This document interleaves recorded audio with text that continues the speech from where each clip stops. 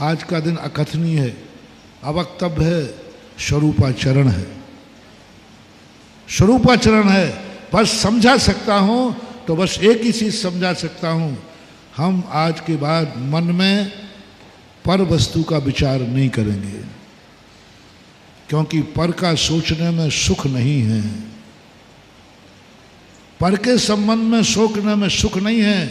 बस मैं आज से पर का सोचना बंद, दूसरे को देखने में सुख नहीं है, मैं पर को नहीं देखूंगा, पर की बात नहीं सुनूंगा, पर पदार्थों के कार्य करने से मुझे कुछ नहीं मिलने वाला।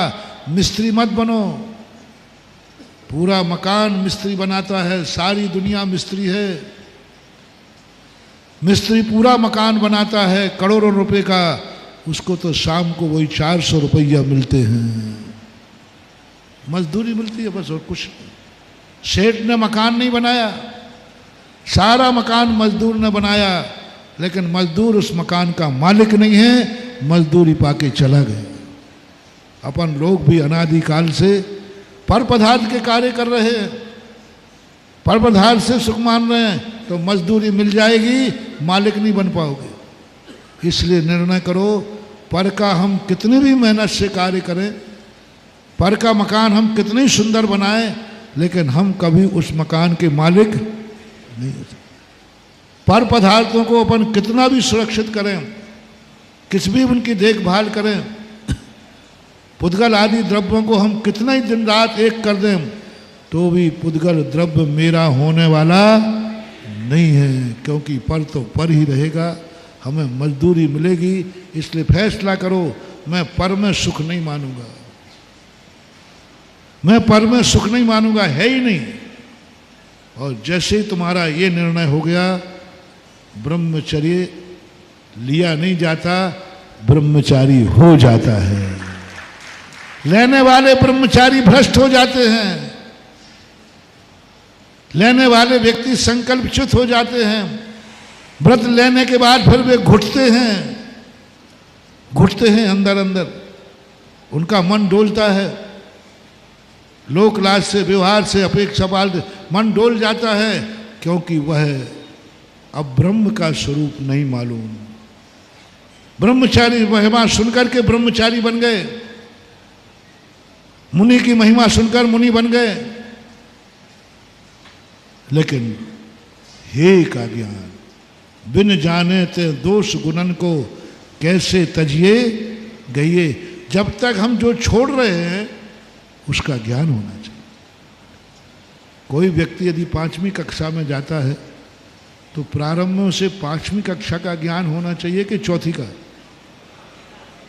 चौथी से 5वीं में गया तो चौथी छोड़ रहा है ना, तो जिस चौथी कक्षा को छोड़ रहा है उसका ज्ञान उसे है कि नहीं, और जिसको पा रहा है अभी उसका ज्ञान नहीं है।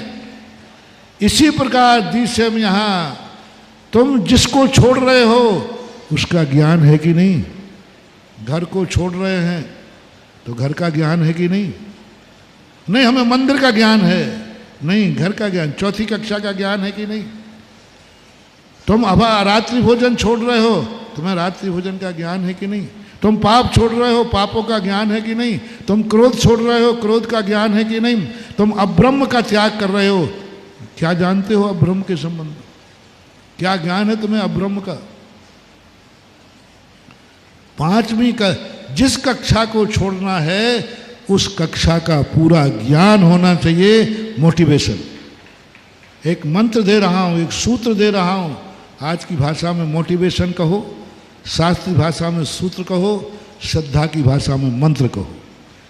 मंत्र, सूत्र और मोटिवेशन एक ही बात समझ लेना, जिस चीज को छोड़ रहे हो उसका ज्ञान होना चाहिए। उदाहरण कितना अच्छा दिया, चौथी कक्षा छोड़ रहा है तो चौथी का उसको ज्ञान है कि नहीं। ज्ञान होगा तभी छूटेगी, कि उसी ज्ञान नहीं होगा तब भी उसी में रह जाएगा। ज्ञान नहीं होगा तो चौथी में रहेगा, ज्ञान होगा तभी वो पास माना जाएगा। और तुम्हारे अंदर भी अब्रह्म का ज्ञान होना चाहिए। कौन कौन पदार्थ पर है जिसको मैंने सुख मान लिया है, और उसके संबंध में ज्ञान करने के बाद मैं इसको छोड़ता हूँ। और छोड़ने के बाद पूछेगा क्या तुम्हें अब्रह्म का ज्ञान है? अब्रह्म किसे कहते हैं? अंजन चोर जब चोरी करके गया महाराज के पास दीक्षा लेने, तो महाराज ने ये नहीं पूछा कि नमोकार मंत्र आता है कि नहीं, ये नहीं पूछा कि तुझे जैन धर्म का कितना ज्ञान है कि नहीं, उसने कहा तुझे चोरी का पूरा ज्ञान है कि नहीं। क्या बात करो, कुछ नहीं पूछा उससे, ये भी नहीं पूछा कि तू 6 द्रव्य 7 तत्व 9 पदार्थ कुछ तो आता होगा तुझे, 24 वर्ण, कुछ नहीं पूछा। बोले क्या छोड़ रहा है? बोले भगवान मैं चोरी छोड़ना चाहता हूँ। तो महाराज ने कहा चोरी का ज्ञान है तुझे? चोरी किससे कहते हैं? चोरी का फल क्या है? चोरी का स्वरूप क्या है? चोरी का स्वरूप क्या है जिसको छोड़ रहे हैं? यही बात।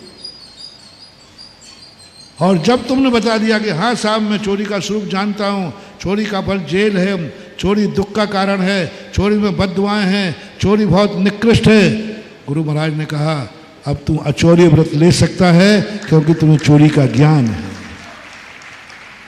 क्योंकि तू चोरी को जान गया कि चोरी अनर्थ है, चोरी पाप है, चोरी दुर्गति का कारण है, चोरी में बद्दुआ है, ये तुम जान गया। अब तू अचौर्य व्रत ले ले, तेरा मन कभी चोरी की तरफ नहीं जाएगा क्योंकि तू चोरी को जान गया। दीक्षा होगी उसकी। इसलिए हमारे लिए अब ब्रह्म क्या है? पराई वस्तु पर मन डोलना। कोई भी, अभी जनरल ले रहा हूं, पराई वस्तु पर मन डोलने का नाम अब्रह्म है। पराई वस्तु को गृद्धता से देखना पाने की दृष्टि से ये आंखों का अब्रह्म है। दूसरे की वस्तुओं की राग रंग की बातें सुनना ये कानों का अब्रह्म है। दूसरे पदार्थ की सुगंध को सुगंध में आनंद मनाना, गुलदस्ता, फूल, वो सुगंध तुम्हारी है कि फूल की है? फूल की है, तुम अब्रह्म में हो क्योंकि पर की सुगंध से तुम सुख ले रहे हो। ध्यान रखना तुम्हारी दशा वही होगी जो भौरे की होगी। जजनीन दोस्तों, अगर आपको मेरी वीडियो अच्छी लगती है तो प्लीज़ मेरे चैनल को लाइक, शेयर, सब्सक्राइब करिए और इसी तरह से अपना प्यार देते रहिए। धन्यवाद।